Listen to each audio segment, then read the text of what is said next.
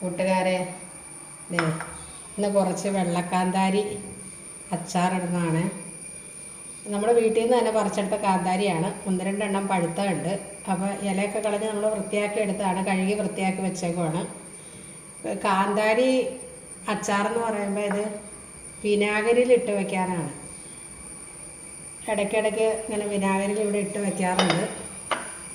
അത് കഴുകി വൃത്തിയാക്കിയ കുപ്പി അതിലേക്ക് ഇട്ട് വയ്ക്കാം.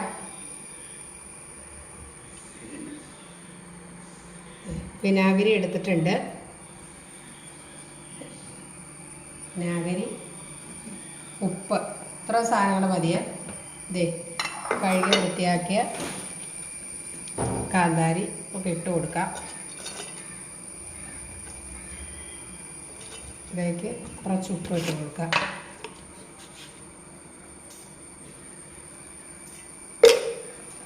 വീണ്ടും അതിലേക്ക് കുറച്ച് മുളക് ഇട്ട് കൊടുക്കാം.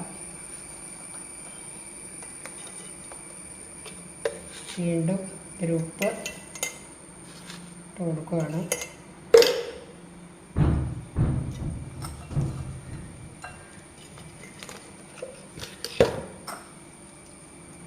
കുഴപ്പമൊന്നുമില്ല, നല്ല വൃത്തിയുള്ള സ്ഥലം. അപ്പോൾ ഒന്നും നിലത്ത് വീണെന്ന് വെച്ച് കുഴപ്പമില്ല. ലേശം ഉപ്പും കൂടെ ഇട്ട് കൊടുക്കാം. തീർന്നു കേട്ടോ, കാന്താരി ഇട്ട് തീർന്നു.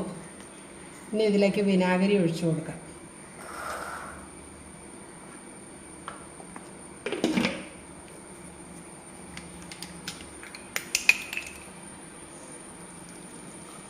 ഇതിൽ വെള്ളം ചേർക്കരുത് കേട്ടോ. ആദ്യമൊക്കെ എനിക്കറിയില്ലായിരുന്നു, ഞാൻ തിളപ്പിച്ചാറിയ വെള്ളം ചേർക്കാറ്. പക്ഷെ ആ മുളകിനൊരു സുഖം വരാറില്ല. പിന്നെ എനിക്ക് ആരും പറഞ്ഞാണോ എന്ന് ഞാൻ ഓർക്കണില്ല. ഞാൻ പിന്നെ വിനാഗിരി തന്നെ ഒഴിക്കാറ്. അപ്പോൾ അത് ഇത് പാകമായി. ഇതിലുപ്പും പുളിയൊക്കെ പിടിച്ച് വരാനായിട്ട് കുറച്ച് സമയം എടുക്കും. എന്നാലും ഇത് ഒരു മാസത്തോളം ഇരുന്നാൽ എടുക്കാറാവും. അപ്പോൾ നല്ല ടേസ്റ്റ് ഉണ്ടാവും. ഇത് മാത്രം മതി നമുക്ക് ചോറുണ്ണാനായിട്ട്. ഇനി ഇത് ഈ ഉപ്പൊക്കെ ശരിക്ക് അലന്ന് ഈ പുളിയൊക്കെ ഈ മുളകിലേക്ക് പിടിക്കും. നല്ല ടേസ്റ്റാണ് അത്. അപ്പോൾ ഇങ്ങനെയാണ് ഇത്. വിനാഗിരി മുളക് അച്ചാറിട്ട് വെച്ചാൽ വിനാഗിരിയിൽ ഇട്ട് വയ്ക്കണം. അതുകൊണ്ട് ഇത് എടുക്കാൻ നേരത്ത് കാണിച്ചു തരാം. പിന്നെ ഇത് ഞാൻ ആദ്യം ഇട്ട് വച്ചിരുന്നതാണ്. അപ്പോൾ ഇതിൽ തന്നെ ഞാൻ ആദ്യം ഇട്ട് വച്ചിരുന്നത് വിനാഗിരി മുളക്. അപ്പോൾ ആ മുളക് തീരാറായപ്പോൾ എനിക്ക് വീണ്ടും മുളക് കിട്ടിയപ്പോഴത്തേക്കും ഞാനത് വേറെ ഇത്തിരി ഉണ്ടായിരുന്ന ചെറിയൊരു കുപ്പിയിലേക്ക് മാറ്റി. ഇതേ കണ്ടോ, അത് ഇതിലേക്ക് മാറ്റി വെച്ചു. ഇതേ